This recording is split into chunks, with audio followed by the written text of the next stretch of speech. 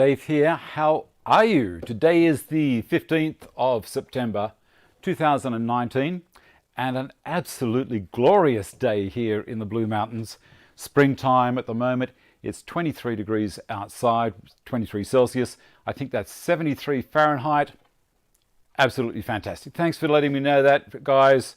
Everything's running well. Maybe my mother-in-law isn't using the internet.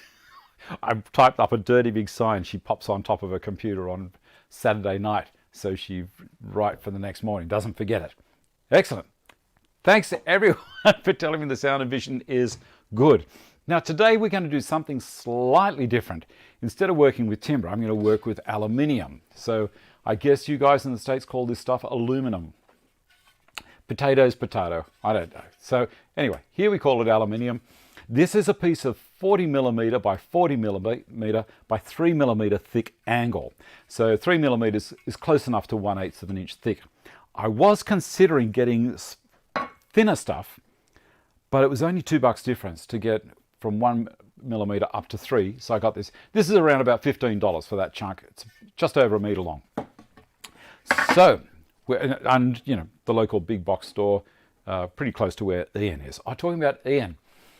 Has anyone bought a Turner hand plane during the week after Ian came up and just showed us all of those beautiful planes that he's got? I forget how many you had again, Ian, if you'd like to put a comment in the chat section down the side. And are you actually allowed inside the house anymore at home after you confessed? Anyway, I purchased a 4.5 Turner. 4.5 is my favorite size. It's a smoothing plane. And you were tempted, David? Excellent.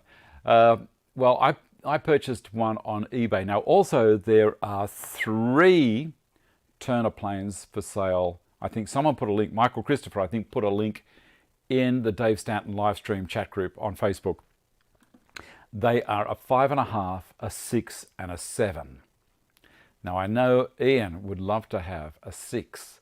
So, you know, and I think they're asking $500. I've got nothing to do with it. And I was tempted to get it myself as well, but I didn't. I was strong. I have some other things that I want to buy at the moment, so I've had to back off. Isn't it tempting when you get to our age and the purse strings aren't as tight as when we were younger and couldn't afford anything? It's a really nice place to be. It really is. Anyway, so the reason I've got this aluminium angle, too many, Dave. The reason I've got this angle is because I've done a little bit of a television shuffle. Now, I've got an old plasma screen. And when I say old, I feel really strange about saying old because plasma was a brand new technology that came along, you know, while I was, 30s or 40s, I think. And I still remember watching CRT TVs, cathode ray tubes. And black and white was all that was around when I was a kid. I remember when they brought color in. So saying a plasma screen is old-fashioned is a little bit weird. Everyone's going LCD screens these days, which is great. So we got another LCD screen and replaced the plasma. The plasma I've now put in another room. You look around, you say, well, where am I going to stick this stupid TV? It's a terrible thing to say, but it's the truth. You know, we're in Australia. We've got it pretty good, and I'm guessing a lot of other countries around the world, just the same, when you reach my age with grey hair. Now, someone said on this article that I was in Australian Woodsmith, and I was quite chuffed about that. Anyway, there's a picture of me, and my hair looks dark, and someone said, they've touched it up. No, they've not touched it up. The thing is, when I get a haircut, it gets rid of all the sun bleaching. So that's not grey. This is grey, but it's actually sun bleached. That's all it is. I'm not old. Anyway, why did I buy the Turner's plane? One other thing. That's why I did. Yes. Okay. I get distracted easily. So here we go. I've got this. Now, the reason I've got this plasma screen in another room, and I've got this LCD screen that I use in the office. Now, it's for when I'm using CAD or Aspire. Sometimes the computer that I've got Aspire on, if I'm doing a larger kind of a layout, what I do is I have this screen. It's a 4K screen, and it's really easy to see stuff instead of shrinking it down and blowing it up in one area to see it, then shrink it back down and blow it up in another area. It's all blown up. Now, this screen I also take to timber shows because it's good in the background to have it running and showing people the things I do in my workshop, which is great. This is my live show. Hi, Matthew. Yes.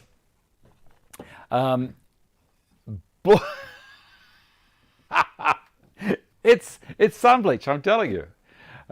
Ian, how are you? So anyway, this screen I've got in there, and it takes up a lot of space on the bench if I'm not using it. So I thought, look, it's a TV, why not stick it up on the wall? And then I can watch a bit of TV if I want, because that office also we double up as a guest bedroom. If people come around to visit, you know, they don't have a TV on the screen, on the wall as well, which would be lovely. Now, the screen, or the TV, has legs. And I thought to myself, I want this TV on the wall and be able to move it around all over the place, so an articulated mount. Now, this articulated mount is fantastic. It lets it come 500 millimeters out from the wall, turn around 15 degrees down, backwards and forwards. And I was concerned that it wasn't going to be strong enough for the things, you know, for the weight. Anyway, all of those fears unjustified. It's very strong. And I thought, well, it's going to cost a bomb. No, it was about $20 more than a standard basic unit. You can spend $600 or $700 on some of these mounts, you know, to take really monstrous things and heavy. But this LED is only very lightweight. So I bought it, put it on the wall, and I thought I'll make a bracket on the wall, a shelf underneath it, to put this on. The reason being, these things are basically essential if you get a small flat screen TV. Well, when I say small, again, 50-inch now is considered small. 65, I guess, is your standard size. So I didn't want, because the thing with flat screen TVs, they're so thin, there's no real depth there for any speakers to be any good. So they're only tiny, tiny little things, and I have a hard time hearing at the best of times anyway. So it's a shocker. But anyway, this I'm going to mount directly under the TV in the same holes that the legs were. There's 2 screws there. So I will drill a couple of holes, 4 holes in this, exactly where the legs would have gone onto. So that will mount it underneath the TV, because I haven't got to worry about the speakers in the TV working anymore.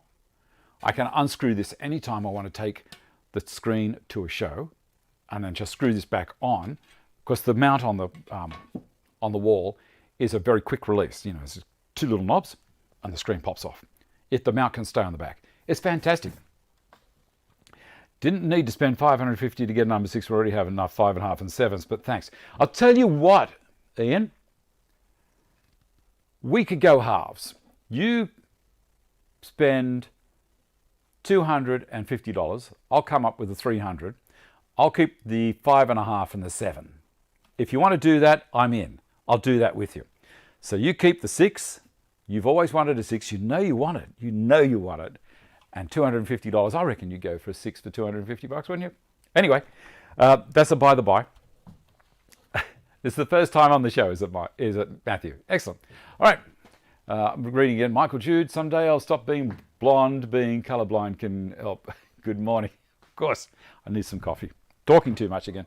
Okay, so there we go. That's why I'm going to mount this underneath, because then the sound bar will move around with the screen.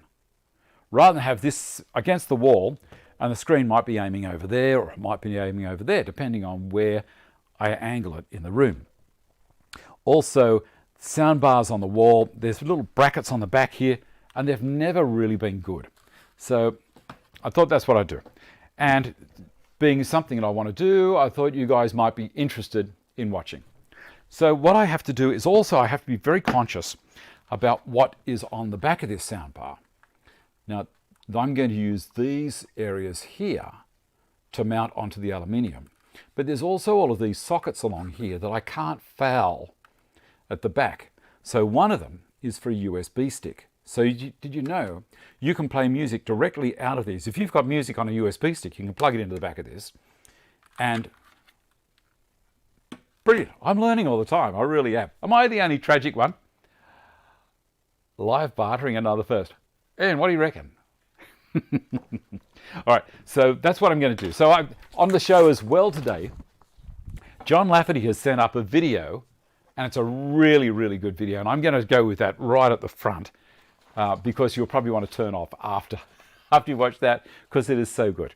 So let's have a quick look. This is the project I'm doing. The video is about how to mount a photo ready for framing, a little bit of technology, casting video to an older TV, and that's something I'm going to talk about a little bit further down the track. All this new stuff. Well, it's probably not new stuff to the younger people, but for me, it's all new. Springtime in Australia, get out to your shed and make stuff. Definitely. Has anyone felt tempted to do that? Like during winter, the last, say 2 or 3 weeks ago, it was really cold. And I just didn't really feel motivated to go out and do anything. You just become a bit of a dead weight and depressed. I wasn't getting any sun on me, so I'm still really pale at the moment. I'll darken up as the season goes by. So yeah, so we got that, and also this morning I'm really, really fortunate. Let me see if I've got it here. This guy was talking to me this morning. So down in the valley, that's not my photo, that's someone else's, but that's an eastern Australian whipbird. Or Australian eastern whipbird, and they are fantastic. So let me go back to here. So if you've ever heard, I say so too many times, are you familiar with an Australian show called Skippy? Well, I'm pretty sure it's a whipbird at the beginning. He goes, I'll see if I can do it. It's like that. Anyway, my rendition was pretty lame, but it's really beautiful. It's the male right down in the valley, and you can hear him all the way through the valley. It's just magic. And he's calling out to the girls, and the girls just answer with a little. That's it. That's the girls' tune, but the boy goes. It sounds like a whip crack. Anyway, is anyone else here? Oh dear. All right, so here we go. Now, I'm going to quickly read this as well. I was going to do an IMAFS competition today, but I couldn't find my password to get into Rafflecopter. So we'll have to wait till next week. I'll do one next week, if I remember. So I'm going to do John's mat board now. I'm going to can the sound on my thing, and you just watch this. You're going to love it. He shot this whole thing with a phone. Give me a sec.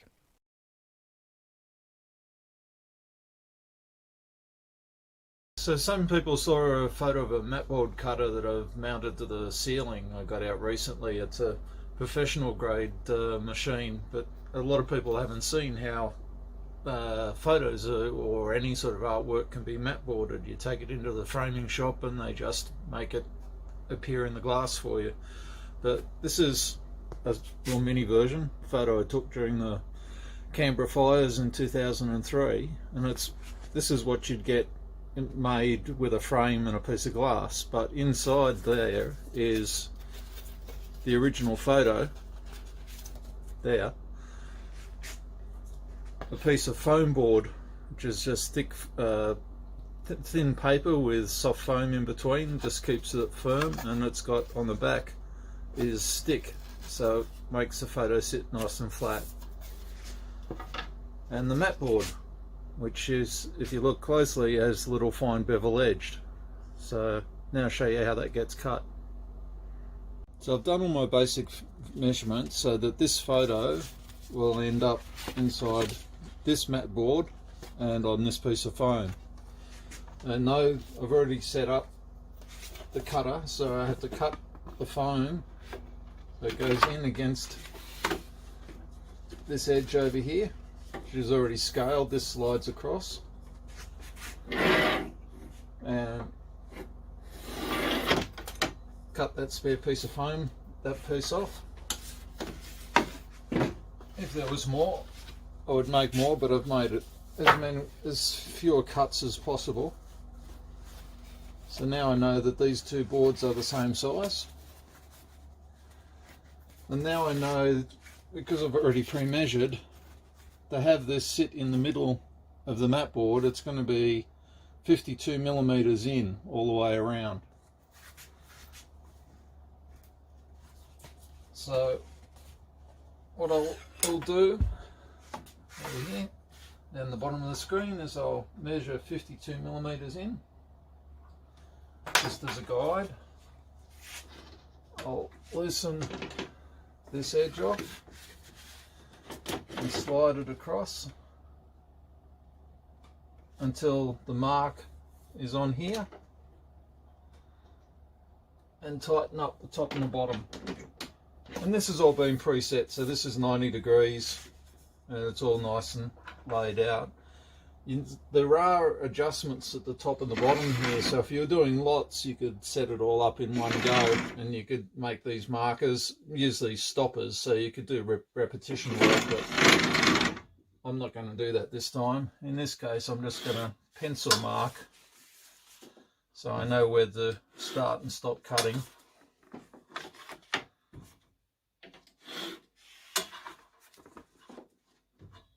Like so. And now there's a blade, that was the side I used for cutting the foam. On this side is the blade that's at 45 degrees. So while that's sitting against there, I'll hold that there, and there's a small marker inside, and I take that down, start the slice. I'm going to take that down the bottom because it's starting to slide. I start the slice.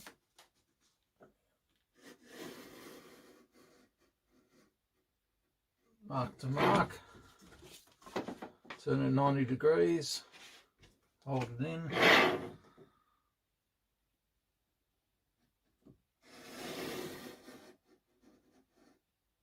mark to mark,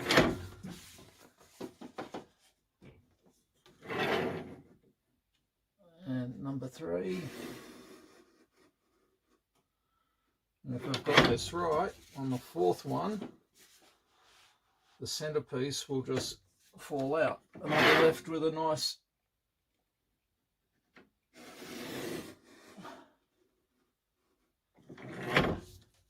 slide that out, and there we go. Mat board all out.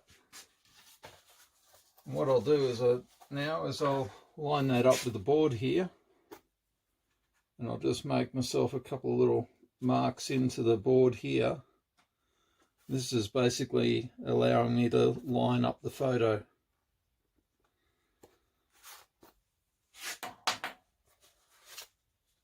Take that away. So the last step is I take this foam board and I'll peel it back and I fold it back to about halfway. I can see where the indentations are where I've marked the inside of my frame, so I'm going to put my photo in.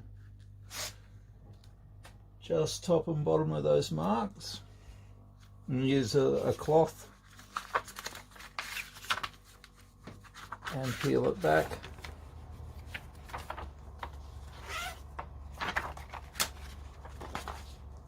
Like so. And then put the mat board on top, get it lined up, and slip. Don't let it slip because it's very sticky. Set it up, and there's my photo all matted up and ready for framing. Now, as you can see, the mat board cutter goes all the way up to the top here, and is a pretty big thing to keep stored anywhere. And this long bar out to the side here, you have to set with a set square to be able to get it right. And I really don't want to get this out all the time, so I've mounted it with hinges up in the top corner and a 120 offset from the top, and on a piece of MDF underneath. So now I can just lift it up. You can see the dowels just slide in and out, and basically they've just got in front here, there's 2 pocket hole screws on all 4 sides of both of these blocks. And at the hinge end there, you can see that there's just a whole series of pocket holes screws that are actually on both sides of that block on the wall, and and 3 big hinges. So what do you think of that? That's pretty amazing, isn't it? Just a talent. I love those sticky backing boards, the foam board that John was talking about there, that the photo sticks to and then the mat board sticks to. Anytime that I've done a framed thing like that, what happens is the mat board will move around or the photo will slip in behind, you know, after a couple of years. But really, really nice. Thanks for that, John. A bit more coffee. Okay. All right. Let's get into it. Oh, here's a question. Olympics, Olympic Games, and sport in general. What do you think about some of the events that they have? Do you think they are worthy of being in the Olympics, or do you think it's a waste of time having them? I'm curious. I'll tell you why in a minute. I'll tell you why I'm curious. All right, here we go. Now, the length of this unit here is 1060. So I need to, and this is on a meter, so it's basically 30 millimeters in from each end. What I'm going to do, I'm sure John will be able to tell you. I'm going to switch cameras so we can see what's happening a little bit closer here. And there we go. All right. Yeah, you guys keep on talking about the stuff that John was doing there, which is really fantastic. Now, these guys here, I'll bring the camera in a little closer. That's all right. So this and this are going to be my mount points. And remember, I've got these connections down here. This is a USB stick that goes in there. It sits proud, see? So the aluminium angle can't be going over the top of that. I'm going to have to make an area to allow that through. And just here is the power cable goes in there as well. So I can't have the aluminium totally enclosing that. So what I'm going to do is I'm going to undo these if I've got the correct screwdriver. Oh, talking about screwdrivers, that's my turn. I cleaned up the shank on it last week because I was embarrassed. And then I also fixed the ratchet and go the other way.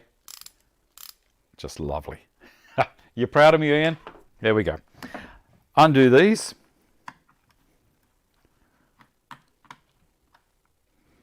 And this one down here.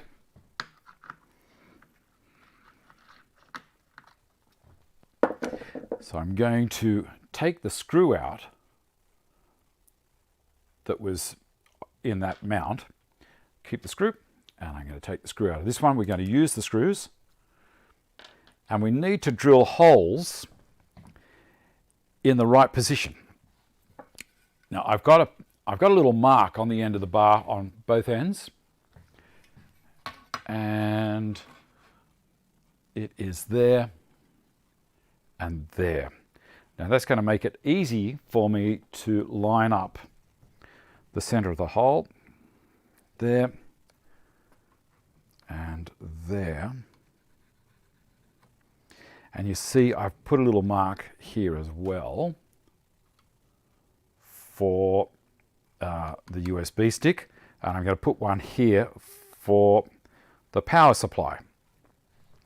Now, rather than drilling holes for these, I'm going to use the spindle sander to create an arc. So I've already started a little bit there.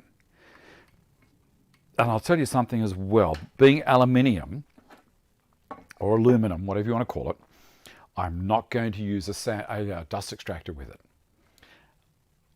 There are specialized dust extractors that are made for sanding aluminium, because sanding aluminium, it's an explosive dust.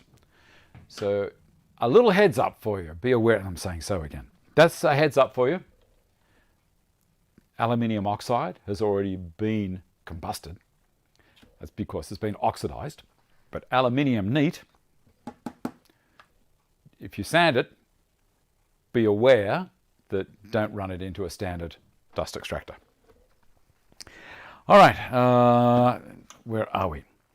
Now I need to make sure, well, I'm going to put the holes in here first, and I should be looking at the end there, I don't want to come down below the sound bar. I think if I come in around about 10 millimeters, I should be okay. I just read the comment there about how many screws John used. It's like the Harbour Bridge construction, wasn't it? Okay, now where are they all? There. Now I'm going to just use a simple method of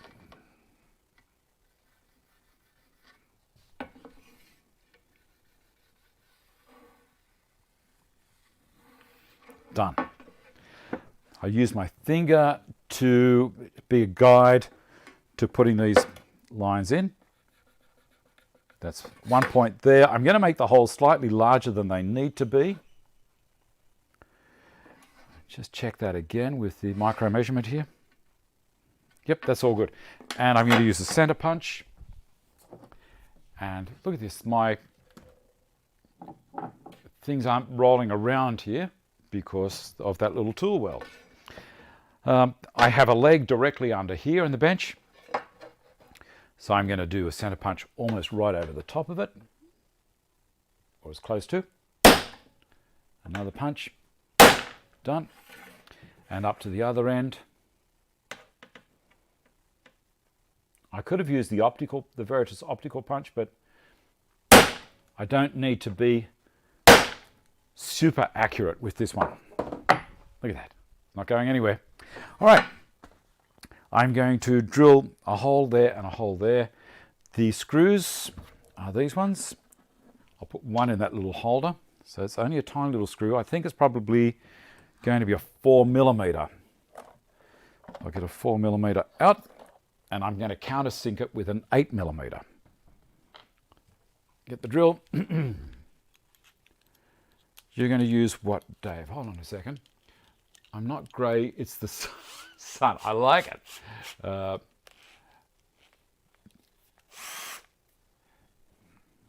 Here we go. Set it into fast. Aluminium, I can actually drill faster than steel. Not because I'm any stronger, but you can do it. It's not going to worry it. Now, I'm going to put it straight over a dog hole.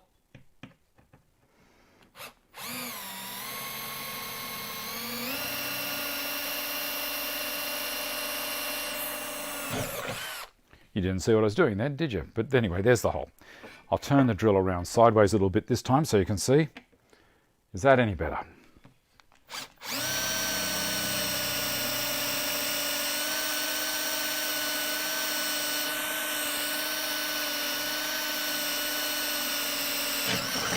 Gotcha. There we go. 2 holes. Let's check that the screws will fit.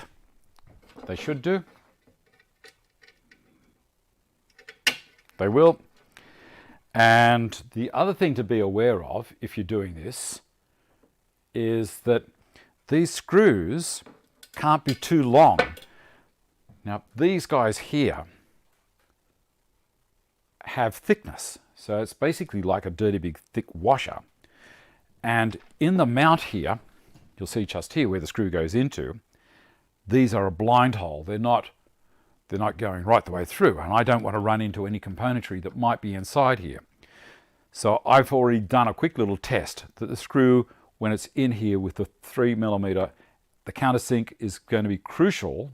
It won't go any further. I've got to make sure that this countersink that I create doesn't allow the screw to drop down into the aluminium angle too far.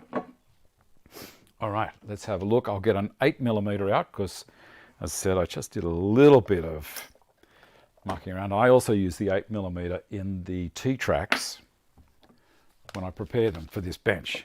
So when I use the Euro screws, that's an 8 millimeter drill that I use, but I use it in a drill press and set the depth so it doesn't go any deeper. There it is there. Gotcha. Into low speed for this one, I think. All right. So I'm just going to create a little a little bit of a countersink, not going too far. I'll turn the speed up, I think. It's going to give it a cleaner hole. Beautiful. And this one.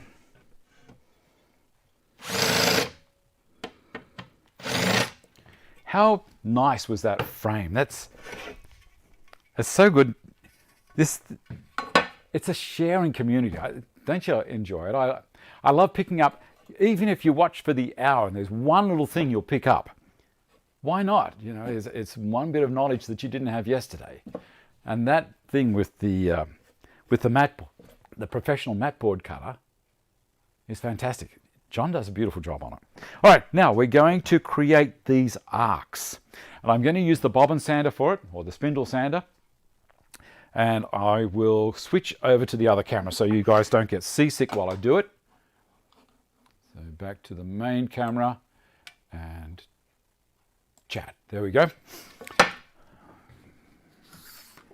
Raise that up to there. And ball head. Oh, here's something. Here's something. If you've been watching my videos for a while, you'll notice that on the back of my head, when I said bald head, I thought of bald head. You'll notice that I've been losing hair in the middle of my head, and I thought, this is crazy. So Vicky put me on to collagen, which is supposed to be good for your nails and skin and hair and all that kind of stuff. And I thought, it's a girl thing. But I thought, all right, it's harmless to try it. And I did. I started. And also jelly. There's collagen in jelly. Did you know that? The gelatin.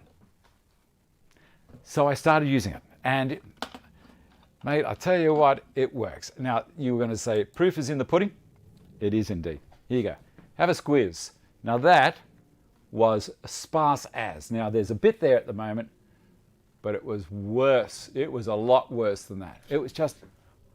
There was nothing. There was absolutely nothing there for, about that round. No hair at all. It's slowly coming back. What's it cost to do it? Nothing. Well, apart from the pills.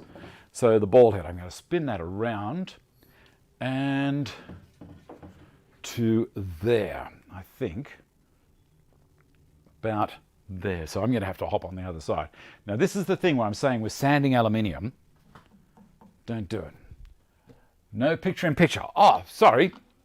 Maybe that was just as well. Maybe that was just as well. Here we go. I'll go to this one. Here you go. You ready? So, here we go. I'm going to spin around and you can see it. Now there's a little bit of sparseness there, but it's not too bad. That is growing over. Now it's not a comb over. It's not one of those lame comb overs. It is growing back. There you go. So what do you reckon? Should have known that 35 years ago. And I tell you what, well, I don't know, Stephen, if it's too late for you or not. So look, here's three tips you've got today. I am not a monk. So here's the tips. Cutting mat boards. Don't use a standard dust extractor, sanding aluminium. Eat collagen, lots of jelly. And you reckon I should wear a hat, Stephen? That's a good idea. The grass does not grow on a busy street. What was the other thing? Look, there was something else there, I'm sure. All right, here we go. I'm going to, just here, if you can see it, I'm going to create more of a dent there, and I'm going to create one down here. And I'm going to use the bobbin sander. Now, you may be aware that these things here, there's a link in the show more if you want to get a hold of one, which is going to be $100 off for you guys in Australia, and go into the running for a $500 gift card. Follow the link down the bottom, and it's going to finish pretty soon. So take advantage if you need to. Now, also with bobbin sanders or spindles, did you know that you can adjust the sleeve up and down or turn it upside down? See, down the bottom here, hardly any of it's used. The reason being it's designed to tip over at 45 degrees as well, and you've still got to have some meat and some sandpaper down there to be able to work on it because it drops down. So,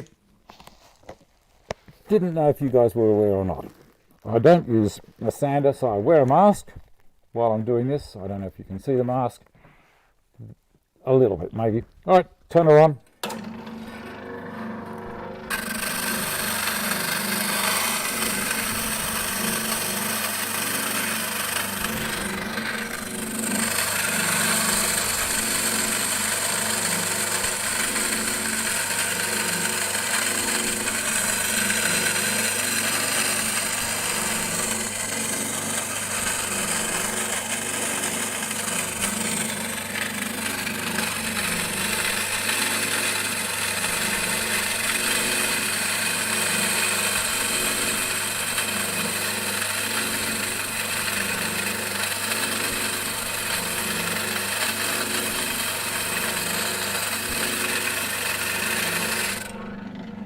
Look at that. Now I haven't finished, but that's quite a neat thing to do. What I'm going to do now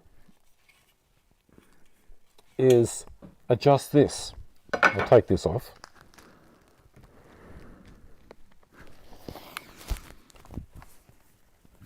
It would be interesting to do a poll on how many of my viewers have a little bit of the tide receding. Now this thing is a left-hand thread, so we have to, I said so again. It's undo. Your normal is do it up, so doing it up is going to undo it. There we go. Now they need to be released a little bit. What happens is you tighten this nut up, it compresses the rubber, which makes it expand. You can see this area here is where I've been doing the aluminium. I can just raise it up from where it was about 1/2 inch. And I'm going to tighten it up again.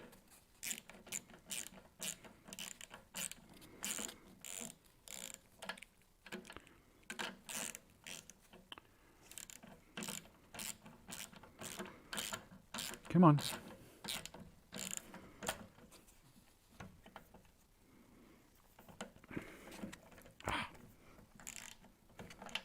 Got it. Okay, that's got it. And that's about halfway up. Oh, it's about 1/2 inch up from where it was. I can turn it on to watch. See how it's come up past now? That red section down here. Let's have a go.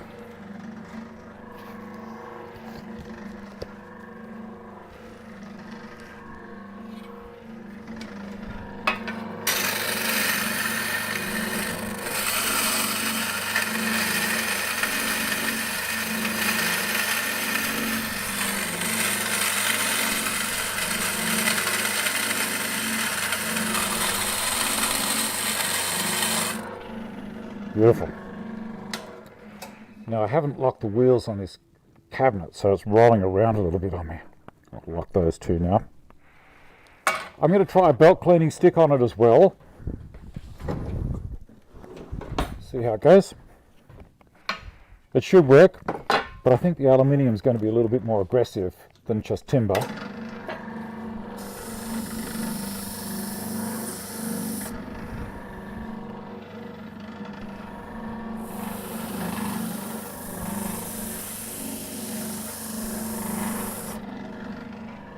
Cool.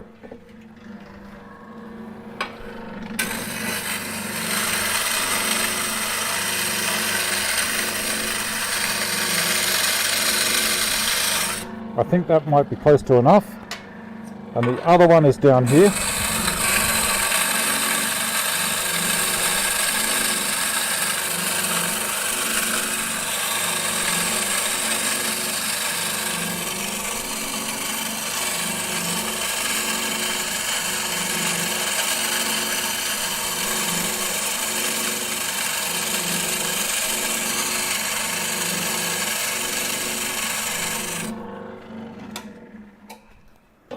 I'm going to loosen it off again.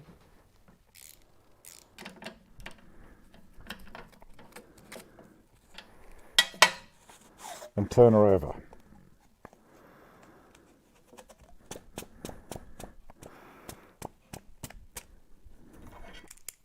tighten her up.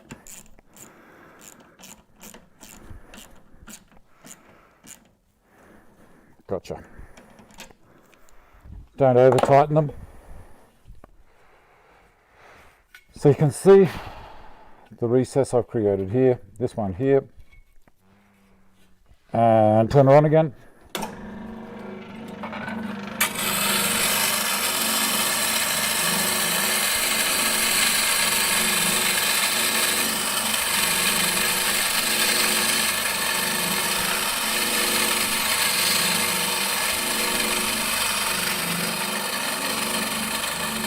And another thing I can do,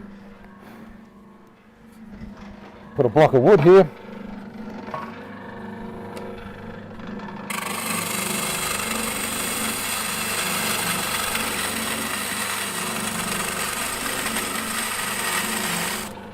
cool.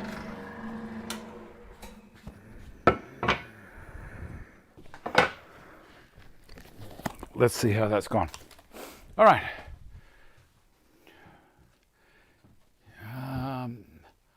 You're at high tide, David. Okay. Yeah,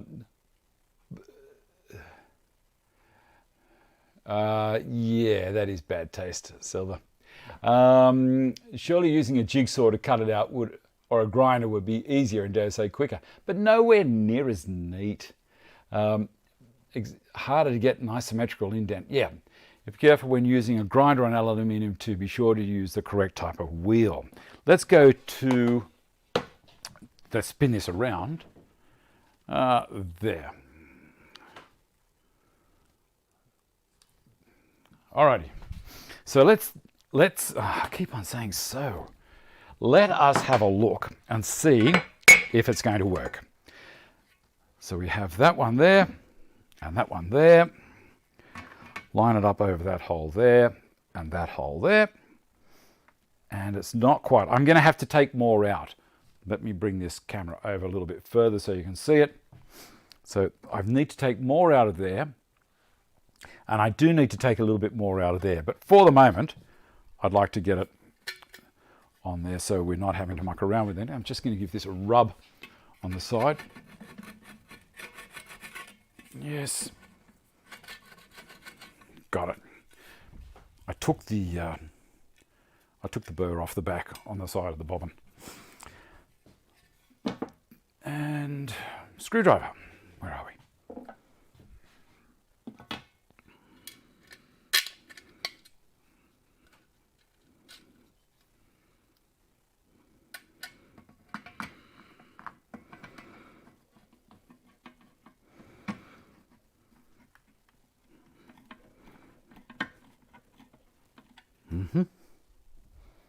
And this one.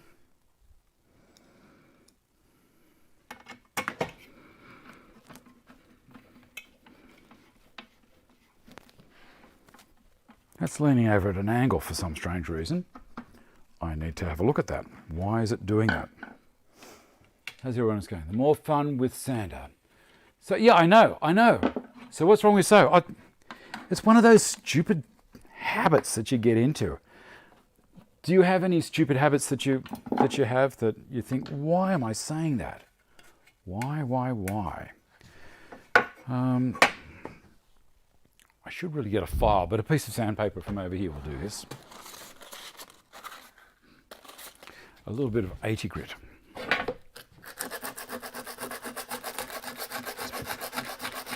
It's a bit rough, isn't it? Look away. Look the other way. It will not be seen on the back because it's going straight on to there. And the screw.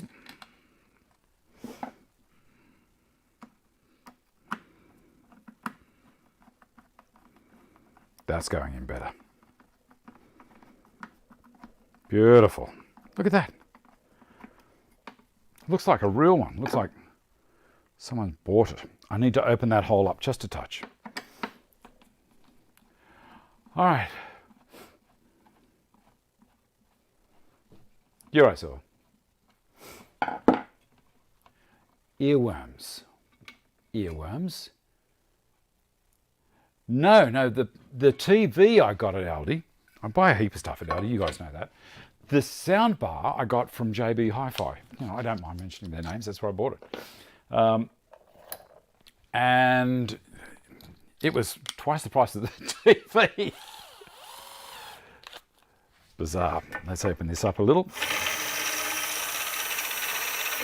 And the other one. So that should share the load, opening the pair of them up. It should share the discrepancy. Let's try it again.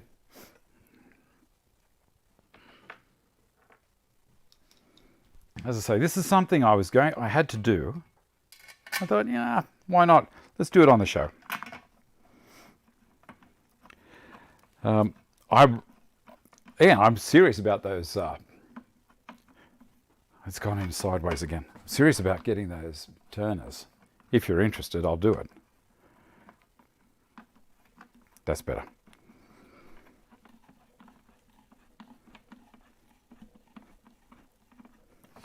Because as someone was saying, once they're gone, they're gone. They don't make them anymore.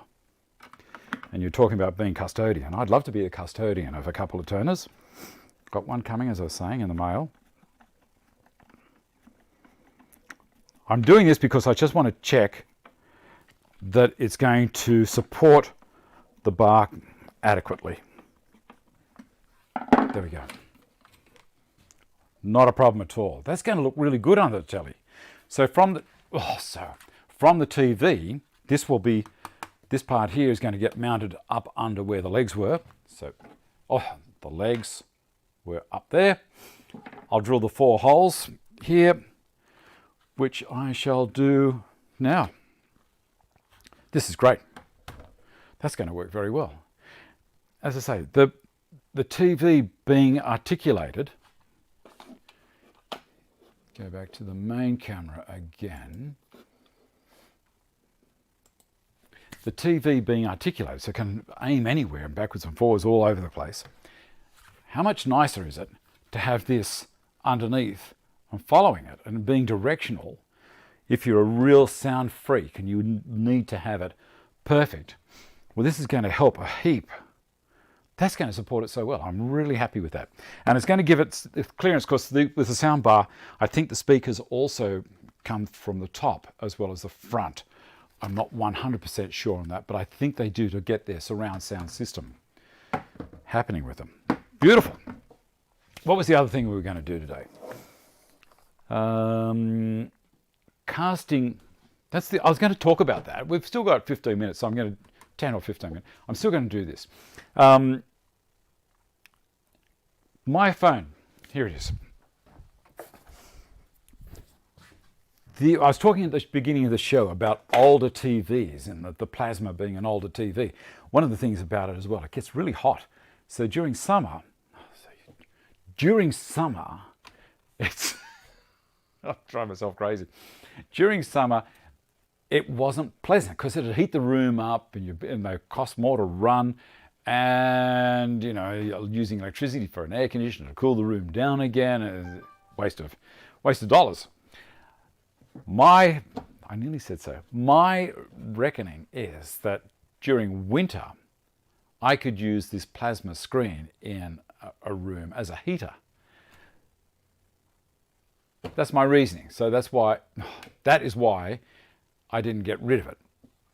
I'm going to hold on to it. Now, casting. A lot of TVs, even smart TVs, you can't cast to. And, you know, casting, I was thinking fishing, all that kind of stuff. I'm old. Chromecast. That's the thing that I got. I bought a Chromecast receiver. It's a dongle. Put it in short, easy terms. Even then, a lot of people aren't going to know what a dongle is. Here we go. It's a dongle with an HDMI male plug on the end. You shove it into a HDMI port on a TV that has an older TV that still has an HDMI port. Turns it into basically a smart TV. So then you can cast from your phone, if your phone is capable of doing it. You download an app, it's called Google Home or something like that, and you can cast from here. So I can watch YouTube. I can watch YouTube. I can watch a heap of things that this phone could normally do, but instead of being on a small screen, you could watch this show on an older TV using one of these dongles with an HDMI port. Interesting. I bought that one. It's a full HD, which is 1080. You can get them a little bit more expensive for 4K if you wanted to go that way, but if you've got an older TV, why would you do it? Because it's going to be an full HD or an HD. And I've put a link in the description box below for another one for Australia, which was half the price of the one that I bought. And it's not a genuine one, but it works with Google Home. So they say it will be arriving at my place in another week and a half or so. So I'm going to test it. Keep pulling myself up. I'm going to test it and see what I think. Anyway, I've put a link in the description box if you're going to want to be brave like me and have a shot. Why not? It's there. I'm going to keep drilling holes in this. I'm going to leave it on the bar so I don't get confused as to where the holes are going to be. I'm going to do a quick read. Saw offset drilled into a bracket board for a quicker result. I see your suggestion before my comment. All good. Wayne Jones, should we start calling him so Stanton? Yeah, thanks Wayne. Thank you. When you get your NBN, you'll be able to through the Wi-Fi as long as you have a reasonably new TV. Correct. I have a reasonably new TV and I can cast from this straight to it because it already has Chromecast built in. It's just the older ones I was mentioning. Matthew, and very good, I can do more. Now, I have some dimensions down here. These are where the holes are in the bottom of the telly. You will not be able to see the result. I'll take a photo and see what we can do. Well, during the week on the live stream, I'll throw the photo up of how this looks when it's all finished. Now is an easier thing to say, isn't it? 507 between, so that is, to the center of this is just over a meter and 1. There. I'll turn the other one on, and if you're still here, this one and this one. I've turned it over now. All right. That's the center, which is in line with the center of the volume button there. And 507, so half of 507, I think, is 253.5. Now, I normally, when I'm measuring a length, I normally go to a unit of 100. And then I measure the distance. So I'm on 400 at the moment. And I want to go 253 because these things down the end here, the ends of the tape, aren't very reliable while you're working on the center. So I'm 400. I want to go 253.45. So it's 100, 200, and 53.5. There. Now I can measure back 507. So I'm going to go 607. Yeah, that's one of the great things about metric. 607 is there, and I'm going to go to 100. I'm going to get a square for this part. Grab a square off the wall. That little combination will do me fine.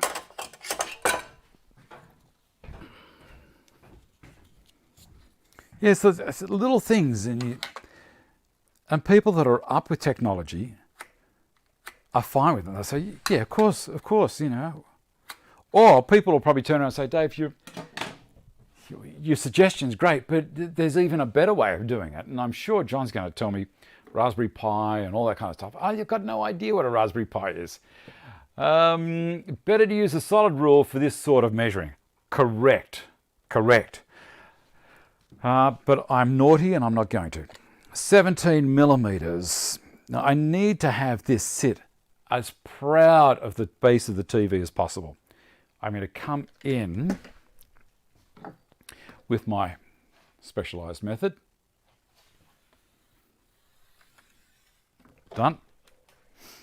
And I need to go 17 millimeters in from there.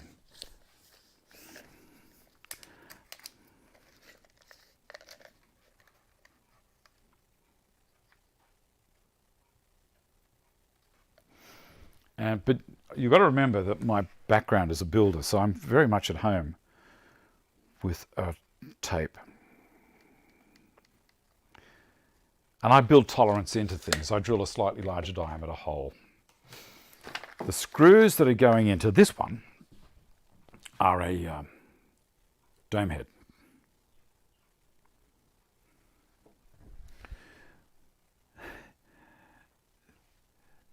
We are all naughty. Measure left, measure right, then check between before drilling can help too. Correct. So left and right. And then I'm going to measure from the outside into those holes to make sure that it's centered. So I have 200, I said it again, 236 and 200 and, whoa, that could have been ugly. It could have been big time ugly. 236, I made a stuff up, and 249. Now, why is that so? That hasn't been centered there. You know why? Half of 507, of course, is not 253. Half of 50, I'm an idiot.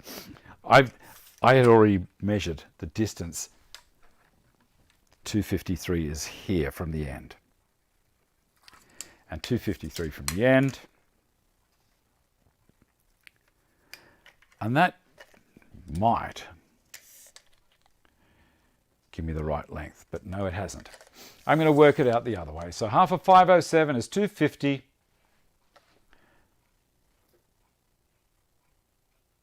I don't understand what's going on there. 250 is half of that, and then half of 7 is 3.5, 253. Why? This is where that rule was a good idea. That one. That one, that one, that one. You guys, see, measure 5,000 times, drill once. Get rid of that. Good.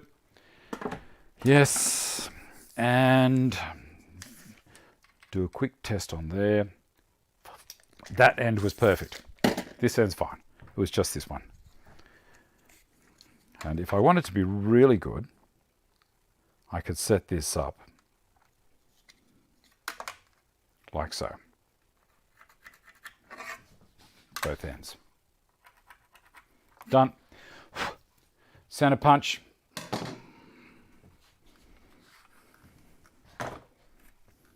Move that out of the way.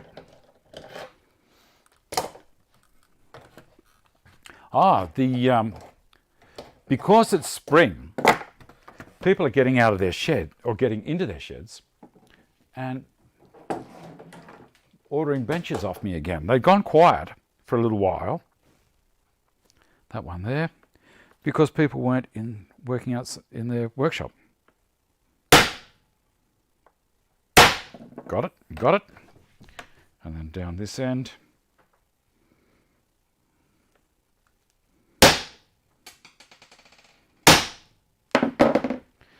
Ta-da! I'm going to measure it again. And we're nearly time.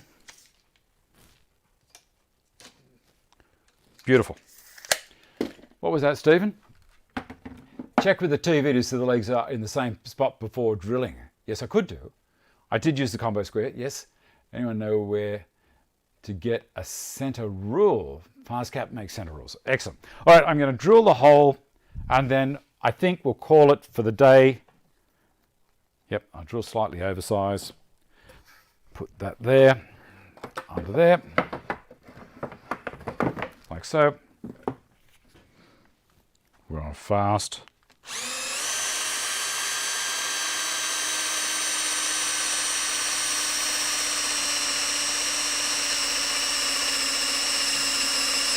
Come on.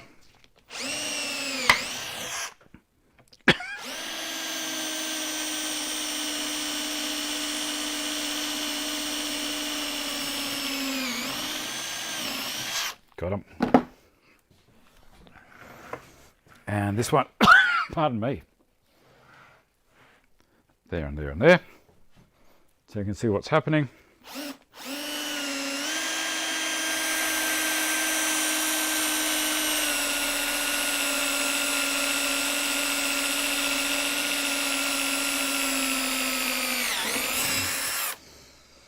And this last one.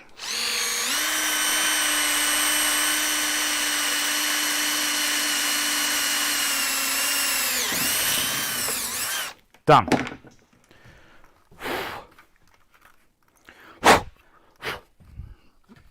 Switch cameras because it's just about time to go.